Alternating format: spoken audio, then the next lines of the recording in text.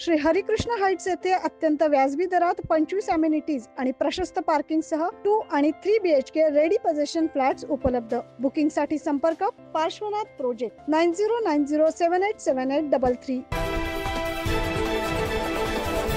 आज सकाळी मुंब्र्याच्या अलीकडे वळणावर दोन लोकल एकमेकांना क्रॉस करत असताना भीषण अपघात झाला। यामध्ये तब्बल 4 प्रवाशांचा मृत्यू झाला, 9 जण गंभीर जखमी आहेत। या घटनेमुळे काही काळ रेल्वे सेवा विस्कळीत झाली होती, त्यामुळे परिसरात भीतीचं वातावरण निर्माण झालं।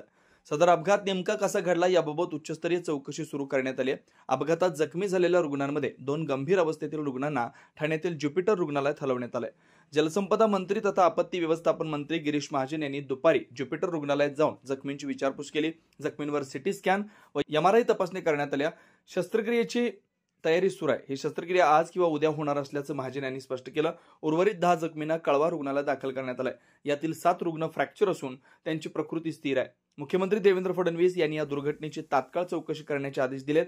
मृतांच्या नातेवाईकांना प्रत्येकी 5 लाख रुपये तर जखमींना 50,000, 1 लाख, 2 लाख रुपयांची मदत जाहीर करण्यात आली। तसंच गंभीर रुग्णांवरील संपूर्ण उपचाराचा खर्च राज्य शासन करणार असल्याची माहिती मंत्री गिरीश महाजन यांनी दिली।